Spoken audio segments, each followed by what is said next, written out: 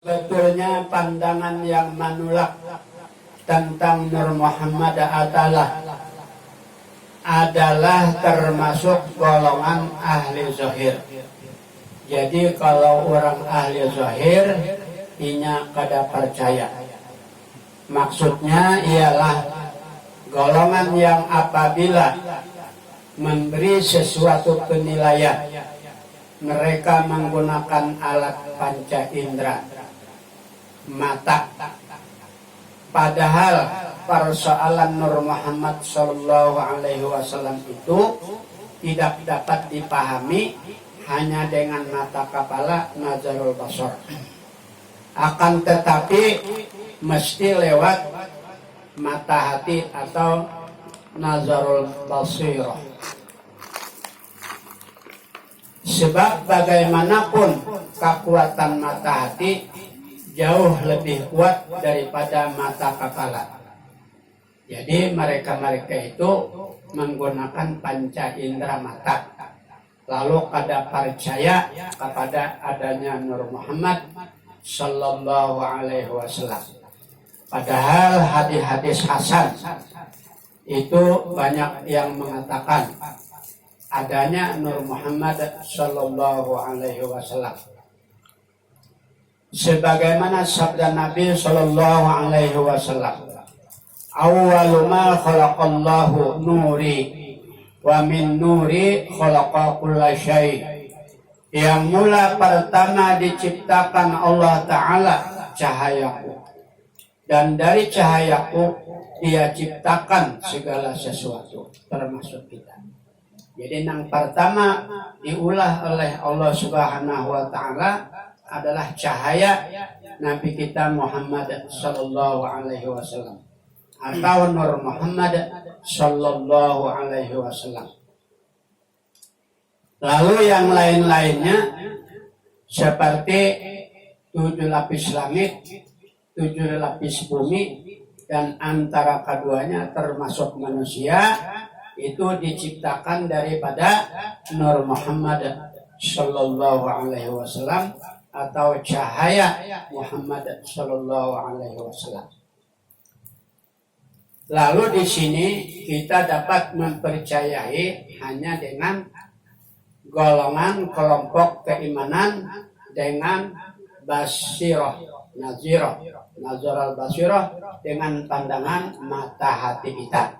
Artinya bukan menggunakan mata kepala, akal pikiran. Nah, karena mereka golongan yang mendustakan itu, inya kada melihat dengan kenyataan indera matanya tadi. Lalu inya kada kawa membujurakan. Padahal dalam beberapa hadis awal pertama kali Allah menjadikan sesuatu yang belum ada sesuatu adalah nur Nabi kita Muhammad Sallallahu Alaihi Wasallam. Dan yang lain-lainnya Tuhan jadikan daripada Nur Muhammad Sallallahu Alaihi Wasallam, termasuk 7 lapis langit dan 7 lapis bumi. Nah, jadi mengenai hakikat Nur Muhammad ini dapat dipahami adalah ruang lingkup keimanan dan dipikiri dengan zauqiyah nazarul basirah, yaitu dengan perasaan mata hati. Nah, kalau keadaan kayak itu memang kada kawa. Namun mata kepala aja melihat hanya membujurakan. Salah satu contoh, nah, Allahul ladzi khalaqas samawati wal arda wa ma bainahuma. Itu firman Allah.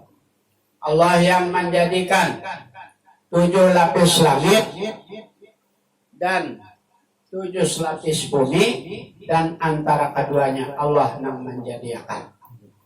Karena dilihat dengan panca indera mata kepala kita, lalu penuh keyakinan Allah yang menjadikan. Ini sifatnya fisik atau sifatnya konkret. Nah, tapi Nur Muhammad itu sifatnya adalah abstrak. Artinya tidak bisa dipikirin dengan panca indera mata kepala.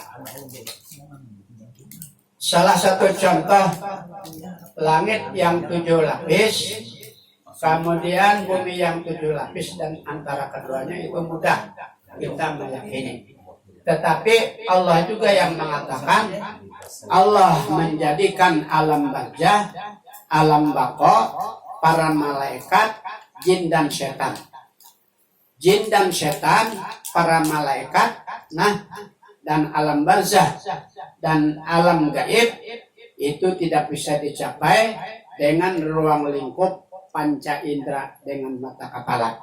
Itu bisa kita benarkan dengan ruang lingkup dengan nazarul basirah, pandangan mata hati atau kelompok keimanan. Jadi kalau kita kadang melihat lalu kada percaya, nah inilah golongan-golongan orang ahli zahir. Padahal kalau kita contohkan seperti malaikat, siapa yang pernah melihat malaikat? Karena kalau kita capai, siapa yang pernah melihat jin, setan? Padahal itu Tuhan jadikan. Oleh karena itu dalam rukun Islam, rukun iman, kita wajib percaya kepada malaikat, adanya malaikat dan jin, dan alam baqo dan alam barzah. Nah, jadi ada satu-satunya yang tidak bisa dengan mata kepala, hanya dengan keimanan. Lamun salam kita melihat, hanya kita meyakini pada bahwa Sangolan Nur Muhammad, awak kita seikungan ini sampai roh-roh itu seikungan diciptakan daripada Nur Muhammad. Kalau diciptakan daripada Nur Muhammad, berarti hakikatul Muhammadiyahnya adalah wujud Muhammad. Nah, ada ini. Dan itu maksudnya. Nah, jadi ini dapat kita pahami dengan nazarul basirah. Kalau nazarul basar dengan mata kepala ada kau masuk. Nah, ini kata kelihatan orangnya. Yang dijadikan nih. Nah, jadi banyak kelompok-kelompok orang aribillah yang tidak mengutamakan ngarannya Nur Muhammad ini. Jadi sering ceramahnya itu hanya Allah terus dibahasnya. Padahal persyaratan untuk sempurna mengenal Allah Subhanahu wa taala yaitu wajib mengetahui awal-awal nang Tuhan ulah dan mengetahui asal-asal kejadian diri. Ini dahulu seharusnya. Jadi kalau menurut kitab Datuk Kalampayan, ajaran tasawuf beliau harus mengetahui awal yang dijadikan itu apa, dan harus mengetahui hakikat kejadian diri kita, baru nyasar ke makrifat. Nah, tapi banyak kita juga yang dibahas ini orang-orang makrifat, guru-guru makrifat itu kada mau mengesahkan Nur Muhammad ini, kada maunya, seakan-akan kada percaya. Nah, padahal mujaharnya Allah itu, nampaknya Allah itu di Nur Muhammad tadi, di situnya ta'alluq. Jadi kalau kita tidak mengetahui Nur Muhammad, masa kita akan mengenal Allah? Kan itu kunci katanya. Nah, jadi kalau kita boleh misalkan salah satu contoh yang ringan aja, tapi Maha Suci Nur Muhammad itu kita banding-banding dan kita contohkan. Kita ambil yang ringan saja, yaitu seperti tapai gumbili atau tapai lakatan.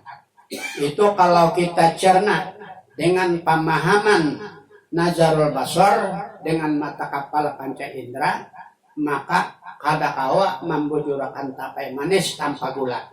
Pasti kada kawa membujurakan ini. Jadi nang kelompok orang nang kau membenarkan memahami tapai manis itu inya memakai nazarul basirah dalam pemikiran batinnya, dicernanya. Nah, dan golongan inilah dengan kekuatan mata hati ia tidak menolak manisnya tapai itu tanpa gula. Kawanya memujurakan. Karena terjadinya manis itu bukan dari gula, dari ragi. Kalau ragi itu kita rasai, kada rasa apa-apa. Tapi kenyataannya bahwa manis tapai itu ada pakai gula. Nah, jadi kalau kita memakai akal secara konkret, kada kawa membujurakan. Nah, begitu juga orang yang kada mau membahas Nur Muhammad, para guru-guru tasawuf menyepelekan, memingkirkan Nur Muhammad ini. Dan ulun juga pernah berguru lawan guru di Martapura, rata-rata beliau membahas dua macam ini dahulu. Hanya mengenal Allah Subhanahu wa Ta'ala. Nah, jadi kelompok-kelompok yang kada percaya ini menggunakan mata kepala akal. Setiap akal yang dipakai kada keimanan, maka kada percaya, tapi itu kada bergula. Pasti mati-matian yang mengatakan manis pakai gula, kan kayak itu. Nah, tapi orang yang tinggi makam, yang paham dan mempelajari ilmu, nah itu bisa terjadi dengan kehendak Allah Subhanahu wa Ta'ala, manis tanpa gula, kudrat Tuhan berlaku pada ragi, terjadilah manis. Itu dipercayai dengan keimanan. Itu maksudnya. Jadi kalau kita memikirkan Nur Muhammad ini, mana buktinya, mana dalilnya? Nah, kalau kita berbicara dalil, itu sangat sulit. Nah, hanya kita mempercayai dengan keagungan asal, dengan kehebatan kebesaran Allah Subhanahu wa Ta'ala. Nah, itu maha luar biasa. Contohnya supaya meyakini, di dalam satu pot, satu wadah kotak yang besar, di situ kita tanam beberapa pohon, atau dalam satu kotak tanah ada beberapa pohon, tanahnya itu juga, air yang disiram air itu juga, tapi ternyata warnanya beda, buahnya beda, rasanya beda, padahal tanahnya sama di situ juga. Nah, ini keimanan, ini bisa kita pahami adalah dengan nazarul basirah. Kalau memandang dengan nazarul basar, kalau masuk akal, bamu babunuhan dilawannya, bamatian dilawannya, ini kada makai perasaan batin. Nah, kalau kita lari kepada keimanan Allah Subhanahu wa Ta'ala, apapun terjadi kita percaya. Walaupun bergantung pohon hidup kehendak Allah dan berbeda-beda rasanya bisa terjadi. Nah, jadi bukan karena tanah, bukan karena apa, keimanan kita bukan itu, tetapi dengan kudrat, iradat, kebesaran, keagungan Allah, terjadilah apa yang Dia kehendaki. Jadi kalau manis berarti kehendaknya, kalau ini masam kehendaknya. Bukan pada mata kepala tadi menghitungnya, menjumlahkan rumusnya kada kawa. Makanya demikian mengenai tasawuf ini, kalau kita pakai akal dengan nazar basar seumur hidup kada kawa masuk, terkecuali dengan keyakinan. Nah, contoh lagi dengan contoh keyakinan dan keimanan. Nabi kita Muhammad Sallallahu Alaihi Wasallam pernah berjumpa dengan Jakai Wayahini toh, apa namanya, binjangan kah yang bertanduk panjang. Ada orang berburu dapat binjangan. Padahal binjangan ini yang ditangkapnya ini beberapa anak tuh yang perlu menyusu. Lalu dibawanya. Lalu si kijang tadi tak dapat lawan Rasulullah. Ya Rasulullah, tolong ulun. Nah, antarakan ulun kepada anak ulun. Ulun hendak menyusui anak ulun, karenanya perlu menyusu. Hanya ulun kasih ini bawa kada masalah. Nah, dengan kata-kata kijang tadi, kalau dengan akal logika, dengan sifat konkret ada masuk akal. Karena suara kijang itu kan hanyalah kekuasaan Allah yang memahami, dari Muhammad dapat memahami kata-kata kijang tadi. Lalu si kijang tadi ujar Rasulullah, wahai pemuda, aku mohon dengan hormat kijang ini aku pinjam sementara, nanti kupulangkan di sini. Karena Kijang ini ada punya anak beberapa orang yang perlu